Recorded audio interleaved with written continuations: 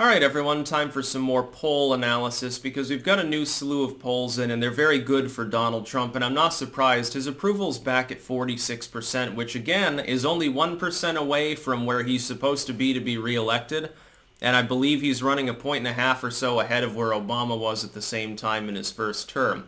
I believe Trump will be elected. He's weathered impeachment and the Mueller probe and all this other stuff. I can't imagine that the Democrats are going to be able to escalate that any further because once you get to the level of impeachment, there's nowhere else to go but down. There's no scandal left. All of the energy's been sapped out of things. Now people are focused on trying to defeat him at the ballot box instead of trying to rip him out of office screaming based on phony baloney. I don't think it'll work. The Democrats right now are deeply fractured.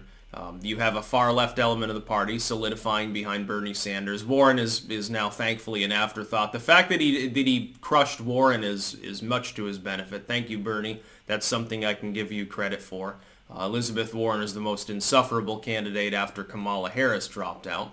Klobuchar is close. Yeah, there's a commonality between these people. They're all far left. So Trump approval now at 46.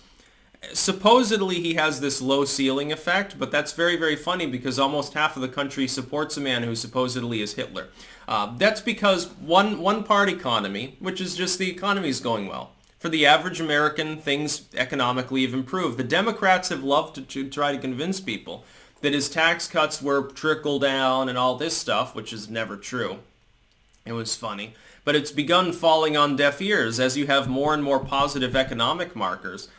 There's no real reason to complain. I thought it was funny because, was it Krugman or one of these others, like, well, out of the last, 12 presidents, Trump is somewhere in the middle economically. But then if you compare him to Obama or George W., the more recent presidents, he's more closely related to like a Clinton or something, and I think was slightly ahead of that as well, closer to Ronald Reagan.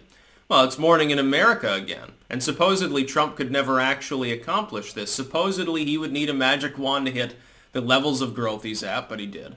The Dow and all of these others should be collapsed. Krugman assured me there'd be a Great Depression if he was elected. Well, here we are 3 years later. There's no depression. Things are going along fine. At the very least, economically. Even if you don't think things are great, they're at least not terrible. You can't say that the economy is bad. There's no negative marker for you to point to actually be able to claim that with a straight face. So he wins on the economy. The biggest problem I see for his adversaries is that a lot of them seem to think it's a good idea to run on the economy. Bernie Sanders uniquely, as the front-running Democrat, he's running on a campaign that is primarily about economic reforms, fundamentally transforming the economy into socialism. I'm not sure how good an idea it is to go into an election where the economy is going well. It's not going poorly. It's rated to be, it's above 50-50 as far as approval of the economy. In fact, it's sky high for Trump right now. I think his approval on the economy is in the upper 50s. I think it's a bad idea, therefore, to go into the election and run on specifically wanting to change that. You can run on other things. You can say, you can have an orange man bad candidacy like Pete Buttigieg. That Buttigieg at this point is basically like the let's keep our heads level and orange man bad candidate, and it's very, very funny to watch him try to reconcile the two. I have Trump derangement syndrome really, really bad, but Bernie Sanders is taking it a little bit too far, says Pete Buttigieg. Yeah, I support universal health care. I just want to maintain a private option. This is considered a moderate platform now within the Democratic Party. Just think of how far left they've gone. His approval is also higher now because the race is thinning. There are fewer Democrats. The fewer Democrats you have, the more he's being compared to just one or two people instead of dozens of them. If you have a group of a dozen people, you can probably find someone who, at least on some issues, you like more than Trump. Unless you're a Trump superfan or something like that, like I can, because I certainly don't want my taxes raised. But if you're a Democrat, or you lean left, independent left voter, or whatever, you can probably say, well, I really like that Klobuchar. I don't like these other losers, but Klobuchar could pull it off. And so fundamentally, you disapprove of Trump because there's someone you're comparing him to that you like better. You're focused on them. When she drops out, that's no longer the case, now is it? The majority will still end up going behind the nominee. The majority of all of these people that say, I'll never back Bloomberg, I'll never back Bernie, I'll never back... Yes, you will. That's just like people every election threaten to move to Canada or New Zealand or whatever. And by the way, it's always a Western, semi-technically capitalist country. They never say that they want to move to North Korea, and I wonder why. They never want to move to Ghana. They never say they're going to become a Pakistani or an Iranian. I'm mystified by the reasons why all of these suburban gated community dwellers wouldn't want to move to Tehran. I hear it's lovely this time of year, except for the coronavirus. I mean, these people are nuts. But what'll happen is that a small proportion of each of those people, maybe 5, 10% or something of the followers of each of these candidates, when their candidate loses, because all but one will lose, minus the one that gets chosen as the running mate, which is probable, what'll happen is that a small proportion of each of those groups will not back them. They become non-voters, they become independent again and say, I'm not sure, or they even go over to Trump because they're pissed. Now, some of that over time ameliorates, but really he only needs 1% of the voting populace to switch sides to be at 47. That magic number, when that happens, the day that his polling hits 47 is going to be a red letter day for him because it'll be headline news across the country. The legacy media will say, oh shit, he's at the magic number that we ourselves have spent 2 years talking about. But they never expected him to reach 47. That's what as long as he was in the low 40s, they never worried about that. They figured he had a low ceiling. Whoops, he's now approaching that magic number. Bloomberg said it best the other day. Well, the real winner of the debate was Donald Trump. Absolutely, Mike. You're sounding more intelligent these days.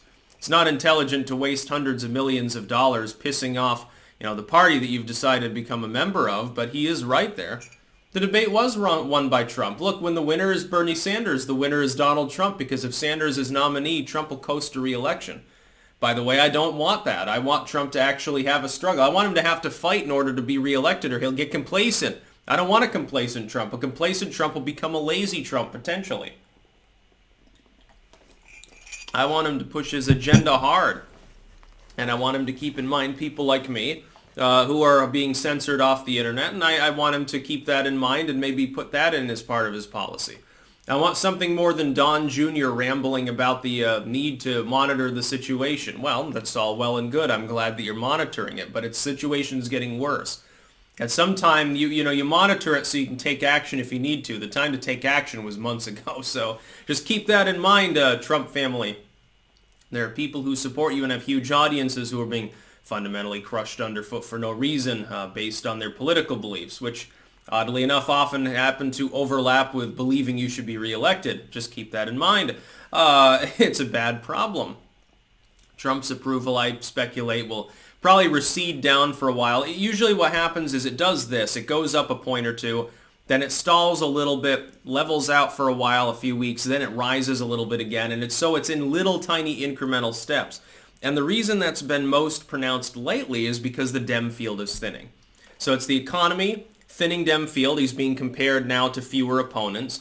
Now, number 3 is the fact that they've lost their goddamn minds. The Democratic Party has decided that socialism is acceptable and that proclaiming Orange Man bad is a good platform for candidacies. Well, no, it's not a normal... The legacy media is absolutely right when it says one important thing, and that's that it's not normal politics right now. But Trump is normal. Trump sounds like Ronald Reagan or Obama or Clinton or any of these other people when they were running for office. Well, we need to defend the border and people are taxed too much. All of these things were said by all of these other people. Well, no, we don't want huge change, we just want to fiddle around a little bit. We need some reforms and people are in need and stuff.